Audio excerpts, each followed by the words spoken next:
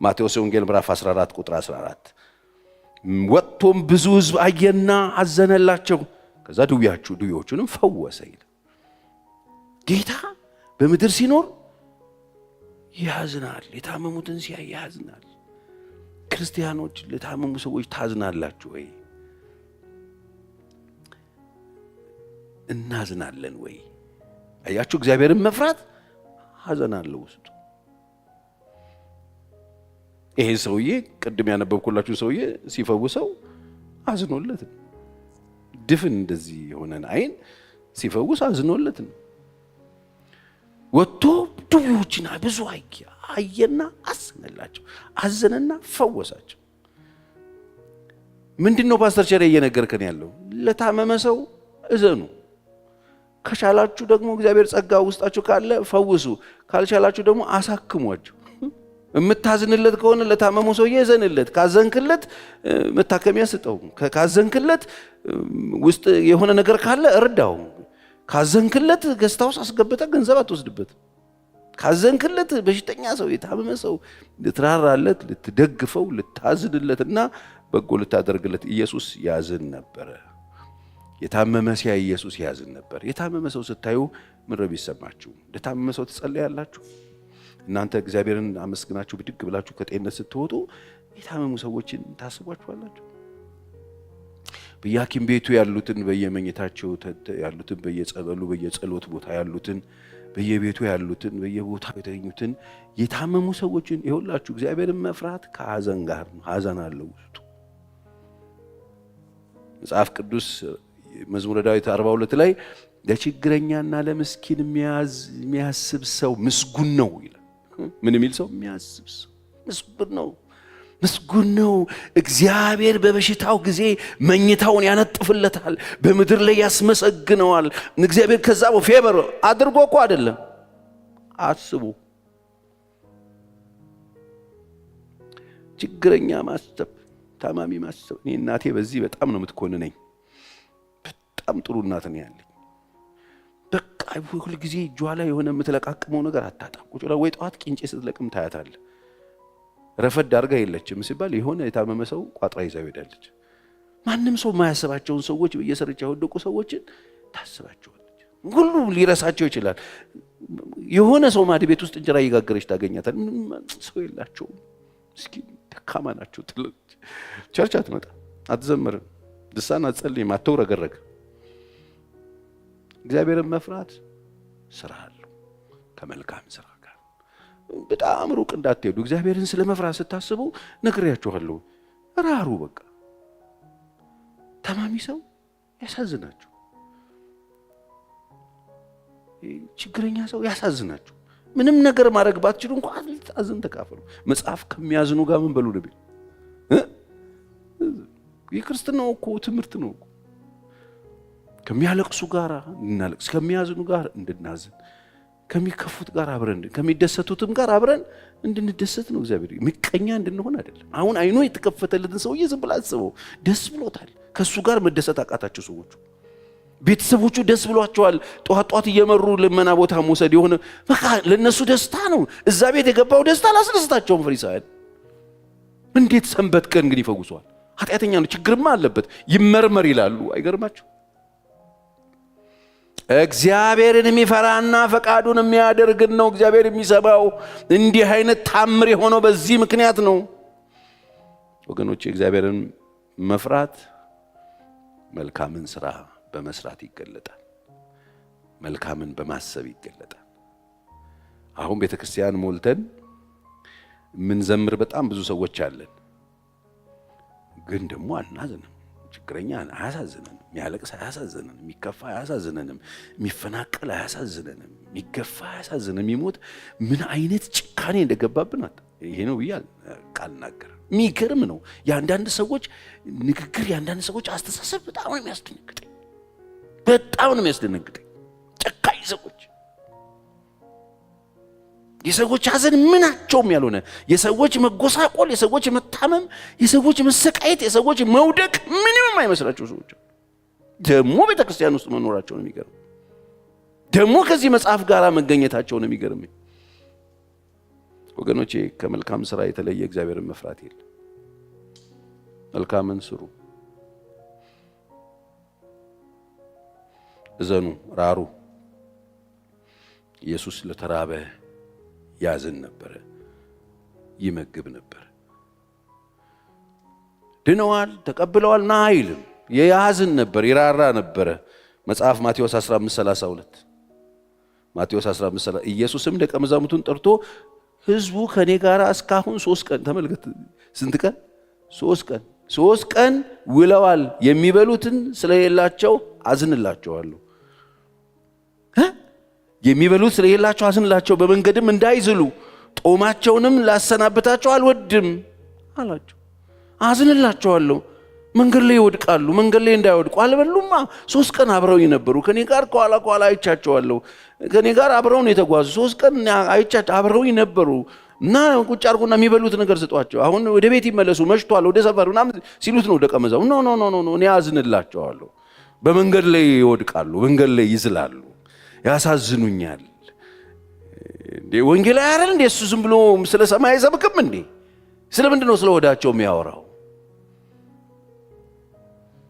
ለምንድን ነው ስለ ወዳቸው የሚያወራው? መጽሐፍ ቅዱስ እሱ ምንም ልጅ ቢሆን ከተቀበለው መከራ መታዘዝን ተማረ፣ እግዚአብሔርን ስለመፍራቱ ተሰማለት።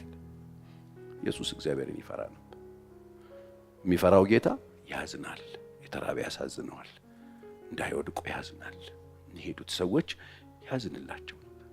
አሁን እንደ ወንጌላዊ፣ እንደ አገልጋይ፣ እንደ ቤተ ክርስቲያን እንዴት ነን? ያሳዝነናል ወይ? መብል የሌለው ሰው ያሳዝነናል ወይ? ምን ይበላሉ ብለን እናስባለን ወይ? አንዳንድ ሰዎች ምንድን ነው የሚበሉት ብለን እናስባለን ወይ? እኔ ድሮ ሙሉ ጊዜን ካልሰጠ ምናምን ሲሉኝ ድሮ የነበርኩባት አጥቢያ ቤተ ክርስቲያን ላይ አንድ ወዳጅ አሁን ወደ ጌታ ሄዷል እና ምን ብዬ ነው የምለው? ከዛ እሱ ምን አለኝ፣ አሁን ማመልከቻ የሚጻፈው ጨጓራ አለኝ ልጆቼም ጨጓራ አላቸው እና ምግብ ያስፈልገናል ብለን ነው የምንጽፈው። በፍጹም አታረገው። እኔ ጡረታ ያለኝ ጡረታ ተካፍለን እንበላለን። የቻርጅ ርራሄ ሰው እናንተ ስትበሉ ሌላውም መብል፣ እናንተም ጨጓራ ካላችሁ ሌላውም ጨጓራ አለው። የእናንተ ልጆች የሚማሩ ከሆነ ሌላውም ሰው ልጆች ይማራሉ። የእናንተ ልጆች የሚበሉ ከሆነ ሌላውም ሰው ልጆች ይበላሉ። መታዘና ኢየሱስ 3 ቀን የተከተሉትን ሰዎች አዝንላቸዋለሁ። ወገኖች አሁን እንደው ሌላው እንደው ይሄ መንፈሳዊ በሽሽቁ ቀርቶብን ወርደን እንደ ሰው ብንተዛዘን ብዙ ነገር መቀየር የምንችል ይመስለኛል። አዝንላቸዋለሁ። ከተለቀቁ ይዝላሉ መንገድ ላይ ያለ ኢየሱስ መፈወስ ብቻ አይደለም።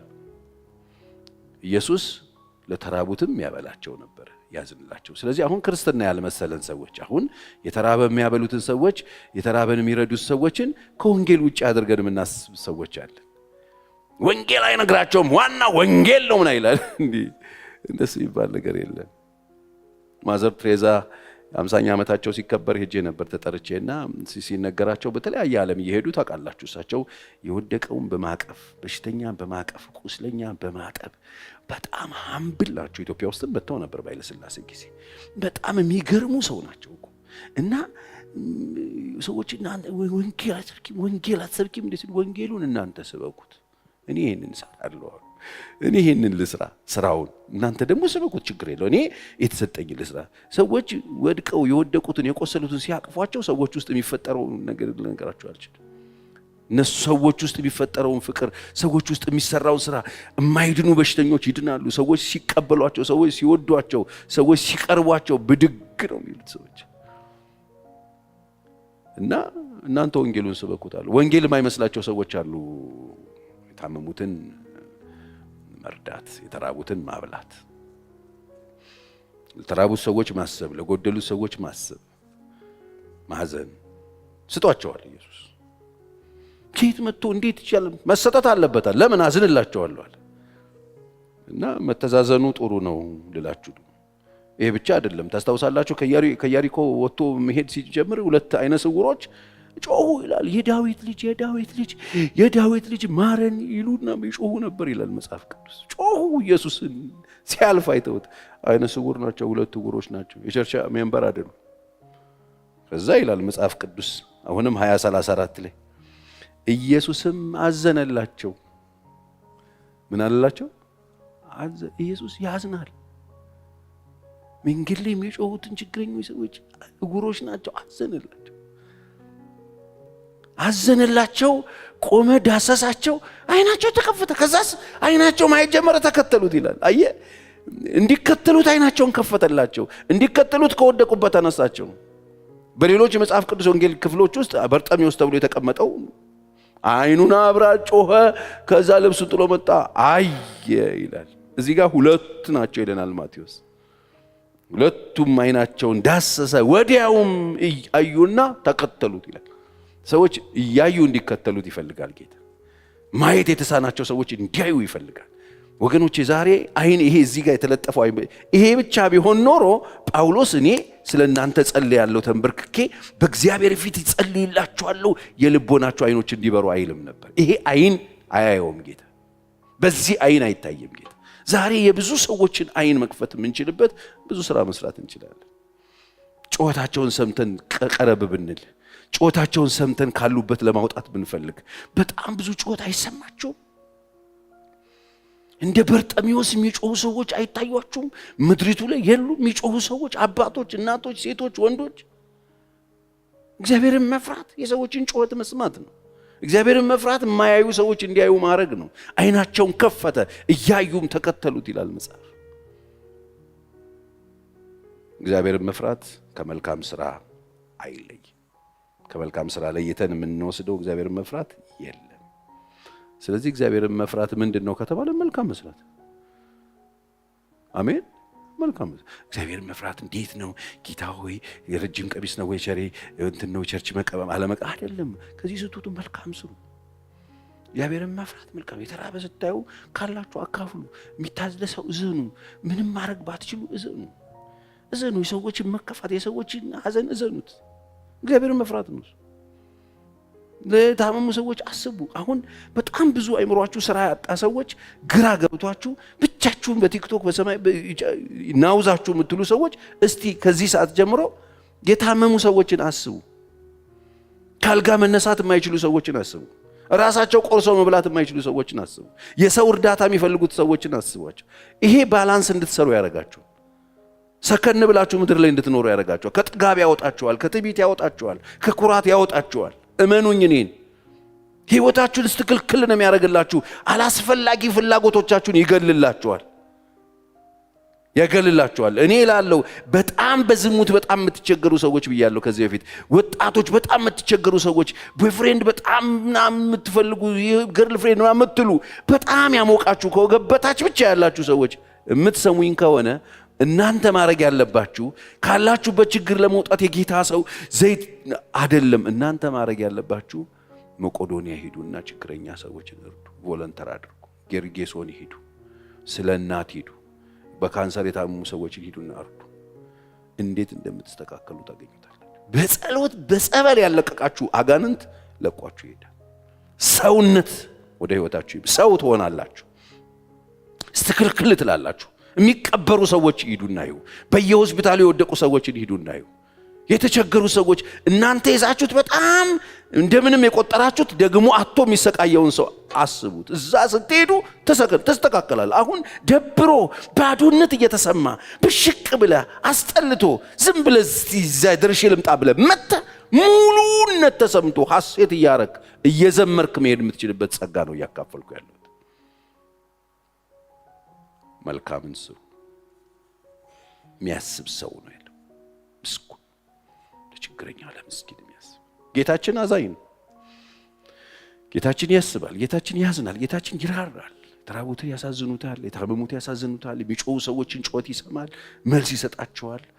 የሄዱ ሰዎችን ቀንበር ይሰብራል፣ ይፈታል፣ ነፃ ያወጣል። እዚህ ጋር አሁን ሳይ እያንዳንድሽ መንግሥተ ሰማይ መግባት ከፈለግሽ እኔን ተቀበይ ሲል ታገኝ አለ የለም እኮ እዚህ ውስጥ ሲሄድ ግን ይሄን ይሰራል።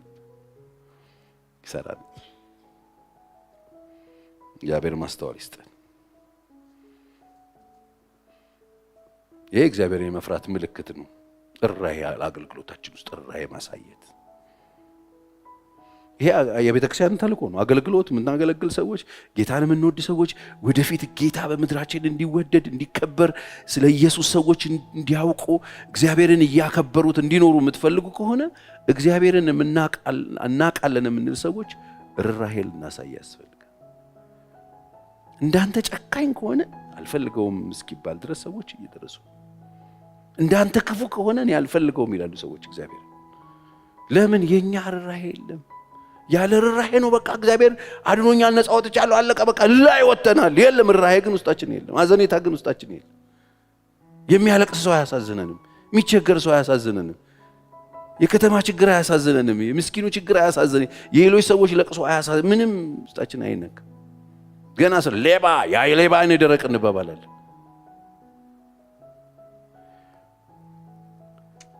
ርኅራኄ ያሳዩ። ርኅራኄ ማሳየት እግዚአብሔርን የመፍራት ምልክት ነው። ለተራበ ማብላት እግዚአብሔርን የመፍራት ምልክት ነው። አሁን በጣም መንፈሳዊነታችን ጨምሮ የተራበ ማብላት ምን ዋጋ አለው? ዋናው ኢየሱስ ነው አይደለም? እግዚአብሔርን የምትፈሩት ከሆነ የእግዚአብሔርን ፈቃድን ወቁ። ጌታ ኢየሱስ በምድር ሕይወቱ ሲኖር ያዝን ነበር፣ ይራራ ነበር ለችግረኞች። ስለዚህ ርኅራኄ ያሳዩ። ለተራበ መግቡ፣ ለበሽተኞች ፈውስን፣ ከቻልን መጸለይ፣ ካልቻልን ማሳከም፣ መርዳት፣ ማገዝ አለበት። በዚያን ጊዜም ብዙ ሰዓት ካለፈ በኋላ ደቀ መዛሙርቱ ወደ እርሱ ቀርበው እነዚህ የተሰበሰቡ በጎች፣ የተማሩ በጎች፣ ቦታው ምድረ በዳ አሁን መሽቷል፣ የሚበሉት የላቸውምና በዙሪያ ወዳለው ገጠሮች መንደሮች ሄደው እንጀራ ለራሳቸው እንዲገዙ አሰናብታቸው አሉት። ይሄ የሰበሰባቸው በጎች፣ የተበታተኑት በጎች በተመስጠው እየተማሩ ነበር። ደስ ብሏቸዋል። መሸ። እኔ ልክ አሁን እንደማስተምርበት ሰዓት መሸ። ስለዚህ መሽቷል፣ የሚሄዱት ሩቅ ነው። ስለዚህ አሁን ጌታ አሁን ሸኛቸው። በቅርብ ጎረቤት ሀገር ሄደው ለራሳቸው እንጀራ ገዝተው ይብሉ፣ በቃ ይደሩ እዛው። አሁን መሸ፣ ምግብ ያስፈልጋቸዋል ሲሉ ኢየሱስ ምን እንዳለስቡ፣ እርሱ ግን መልሶ እናንተ የሚበሉትን ስጧቸው አላቸው። እናንተ የሚበሉትን ስጧቸው አላቸው። ሄደን እንጀራ በ200 ዲናር እንግዛላቸውን? እንዲበሉ እንስጣቸውን? የ200 ዲናር ሄደን እንጀራ ገዝተን እንዲበሉ እንስጣቸው ጌታ ሆይ? አይ። እርሱም ስንት እንጀራ አላችሁ አላቸው። ስንት እንጀራ አላችሁ? አሁን እናንተ እጅ ላይ ስንት እንጀራ አለ? ግዢ ቦታ አትሄዱ አላቸው። ከዛ ሂዱና ይው አላቸው። ባወቁ ጊዜ ያላቸውን እዛው እንግዲህ ሁሉ ሰው ያለበት ቦታ ላይ እንጀራ ይዛል አሳይዛል ሲባል ሲፈለግ ተገኘ። ስንት ተገኘ? 5 ባወቁ ጊዜ 5 እና 2 ዓሣ አሉት። 5 ቂጣ እና 2 ዓሣ ተገኝቷል። በጣም ጥሩ። የተገኘው ይሄ ነው። የፈለጋችሁት ሄዳችሁ ያገኛችሁት ይሄ ነው። በጣም ጥሩ። ከዛ ሁሉንም በየክፍሉ በለመለመ ሳር ላይ እንዲያስቀምጧቸው አዘዛቸው። ይሄ ራሱ በጣም ነው የሚገርመኝ። እኔ ሁሉንም እኔ ያለው 2 5 አሁን በጣም ጥሩ። ሁሉንም ደረቅ አይደለም ለምለም ሳር ላይ ያስቀምጧቸዋል። እንዲህ እየከፈላችሁ በግሩፕ እያደረጋችሁ ለምለም ሳር ላይ ተመልከቱ። መቀመጫቸውን ሁሉ ያስባል ጌታ። በጣም ቻለ። ሰዎች የሚቀመጡበትን ሳሩን ለምለም ይሁን ብሎ የሚያዝ ነው። ለምለም አድርጉላቸው አዘዛቸው። 100ንም 50ንም እየሆኑ በተራ ተቀመጡ። 100 እዚህ ጋር ለምለም ሳር፣ 50 እዛ ጋር፣ 50 እዛ ጋር ተከመሩ። በቃ ቁጭ አድርገው ሁሉንም አስቀመጧቸው። ተቀመጡ። 5ቱንም እንጀራ 2ቱንም ዓሣ ይዞ ወደ ሰማይ አሻቅቦ አየና ባረከ ይላል። እንጀራውንም ቆርሶ እንዲያቀርቡላቸው ለደቀ መዛሙርቱ ሰጠ። 2ቱም በ5 ከፍ አደረገውና አመሰገነ፣ ባረከው፣ ቆርሶ ስጡ አላቸው ይላል። ይገርመኛል። ለደቀ መዛሙርቱም ሰጠ። 2ቱንም ዓሣ ደግሞ ለ2ቱ ከፈለ። 5ቱን መጀመሪያ ሰጠ፣ 2ቱን ዓሣ ለ2ቱ ከፈለ። ከዛ ስሙ በደንብ ደግሞ ለሁሉ ከፈለ። ሁሉንም በልተው ጠገቡ። በቃ ጌታ አካባቢ እኮ ይሄ ነው ያለው። መጀመሪያ ትጠወልጋለህ፣ ስትበታተን ይሰበስብሃል፣ ያስተምርሃል። ከዛ ደግሞ ይራራልሃል፣ መቀመጫህን ያስተካክልልሃል፣ እረፍት ይሰጣል። ኢየሱስ በጣም ደግ ነው። አሜን። ከዛ ጠገቡ። ከቁርስራሹም 12 መሶብ የሞላ አነሱ። አሳውም ደግሞ 44 እንጀራውም የበሉትም ወንዶቹ 5000 ነበረው። አይገርም? አሳውንም ደግሞ እንጀራውንም የበሉትም ወንዶች 5000 ነበሩ። 5000 ሰው ሴት ሕፃንናም ቋልት ከምሮ 2 በ5 አባስቶ አባላ። እግዚአብሔርን መፍራት በጣም ለትውልድ ማሰብን ይጠይቃል። መልካም ማድረግን ይጠይቃል። ረፍትን ይጠይቃል። መልካም መቀመጫን ይጠይቃል። ሰዎች እንዳይቆረቆራቸው ማድረግን ይጠይቃል። እግዚአብሔርን መፍራት የትም ይቀመጥ የትም ይኖር የራሳቸው ጉዳይ ምናምን አይልም። እግዚአብሔርን መፍራት የሰዎች የነገ መኖሪያቸው፣ ማረፊያቸው፣ መቀመጫቸው፣ ምቾታቸውን ሁሉ የሚያስብ ነው። ስለዚህ ወንጌል ማስተማርም ሆነ ለተራበ መራራት፣ መመገብ ሁለቱም ጌታ ለሰው እንድናደርገው በፍቅር እንድናደርገው የሰጠን ተግባር ነው። ወንጌልም እንሰብካለን፣ መራራቱንም መመገቡንም ርኅራኄ ማሳየቱንም ለወንጌል የተሰጠ ነው። ስለዚህ ቤተ ክርስቲያን ለታመመ መራራት፣ ለተራበ ማብላት፣ የተቸገረን መርዳት፣ በተለያየ ችግር ውስጥ ላሉ ሰዎች ማሰብ የሌለበት የቤተ ክርስቲያን ተልእኮ የለም። ስለዚህ ይህንን አብረን ማሰብ አለብን። ስለዚህ አካባቢያችሁ፣ ሰፈራችሁ፣ መንደራችሁ፣ የምትኖሩበት አካባቢ ከዚህ ቀን ጀምሮ የምታዩት የተጎዳ ሰው ስታዩ ምንም ማድረግ ባትችሉ ራሩለት፣ ዘኑለት፣ ሳሱለት። ምንም ማድረግ ባትችሉ አብራችሁ ትዘኑ፣ አይዞ በሉት። ገና ምን አይተ ይላል ሰው ሲሞት ሁሉ እንደሱ የሚሉ ሰዎች ጌታን አግኝቷል አይባል። በሰው ቁስል ውስጥ እንጨት መስደድ እግዚአብሔርን ያለ መፍራት ምልክት ነው። እግዚአብሔርን ብንፈራው ጥሩ። ለዚህ ነው በሴሊሆም ግንብ ተነዶባቸው የሞቱትን ሰዎች ታስታውሳላችሁ? በሴሊሆም ግንብ ተነዶባቸው የሞቱት ሰዎች ከናንተ የተለየ ኃጢአተኛ መስለው ታይቷችሁ ከሆነ ተጠንቀቋል። ተጠንቀቁ፣ ንስሐ ባትገቡ እናንተም እንደሱ ትሆናላችሁ አለ። በቃ የሞት ጉዳይ ድንገት ነው የመጣው። ምን ኃጢአት ሰርተው ነው ምናምን ሲሉ ኖ ኖ ኖ ኖ ኖ ኖ ኖ ንስሐ ባትገቡ እናንተም እንደዚህ ምን ተነዶ ምን እንደምትሆኑ እቺ መሬት ስንጥቅ ብላ ልናልቅ እንችላለን። ንስሐ ባትገቡ እናንተም። ስለዚህ እግዚአብሔርን ፍሩት። እግዚአብሔርን መፍራት በመልካም ስራ፣ እግዚአብሔርን መፍራት ከሰዎች ጋር በሰላም መኖር፣ እግዚአብሔርን መፍራት የተራቡትን በመመገብ፣ እግዚአብሔርን መፍራት ችግረኛ ሰዎችን በመርዳት፣ ለታመሙ በማዘን፣ የታመሙትን በመጠየቅ ይሄ አንዱ ነው። ከነዚህ ነገሮች ውጪ ሆኖ እግዚአብሔርን መፍራት ስለሌለ መጽሐፍ የነገረን እሱ ነው። እግዚአብሔርን የማይፈራ እግዚአብሔር ፈቃድ እግዚአብሔርን የሚፈራ ፈቃዱን የሚያደርገውን እንጂ እግዚአብሔር የሚሰማው ሌላውንም አይሰማ። እነዚህ እኮ እግዚአብሔር እናውቃለን ነው የሚሉት እኮ ክብር ለእግዚአብሔር ስጡና የሚሉ ሰዎች ማለት ነው። ኖ እግዚአብሔርን መፍራትና እግዚአብሔርን የሚፈራና ፈቃዱን የሚያደርግ ነው የሚሰማው። ፈቃዱ ምንድን ነው? ፈቃዱ ይሄው። እግዚአብሔር ማስተዋል ይስጥ። እስቲ አሜን በሉ። በዘመናችሁ ሁሉ እግዚአብሔርን የሚፈሩ ሰዎች የህይወት ገጽታ እግዚአብሔር ይስጣችሁ። ይሄንን መስማት ግድ ይላል። ይሄንን አውልቀን ጥለ ነው በረዘግቶን እኛ አምሮብናል በቤት ብንል ትርጉም የለውም። እኛ ስላልተራብን ሰው ሁሉ በልቷል ብለን የምናስብ ከሆነ፣ እኛ ስላልጨነቀን ሌላው ሰውዬ ሁሉ አልተጨነቀን ብለን የምናስብ ከሆነ ትክክል አይመጣም። ገብታችሁ እናንተ መኝታችሁ እንዲከፍታችሁ ስትተኙ መኝታ የሚባል የሌላቸውን ሰዎች አስቡ። እናንተ ወደ ቤት ስትሄዱ ቤት የሌላቸውን ሰዎች አስቡ። እናንተ እንጀራ ቆርሳችሁ ልትበሉ ስትሉ የማይበሉትን አስቡ። መስጠት ባትችሉ እንኳን ጸልዩላቸው። እናንተ ልትበሉት ስትሉ ያ እህል የሚያስፈልጋቸውን ሰዎች አስቡና ጸልዩላቸው። ጤነኛ ሆናችሁ ብድግ ስትሉ መነሳት የማይችሉትን መነሳት ፈልገው ድቅ ያሉትን አስቧቸው። አንዱ እግዚአብሔርን የመፍራት ምልክት ነው ይሄ።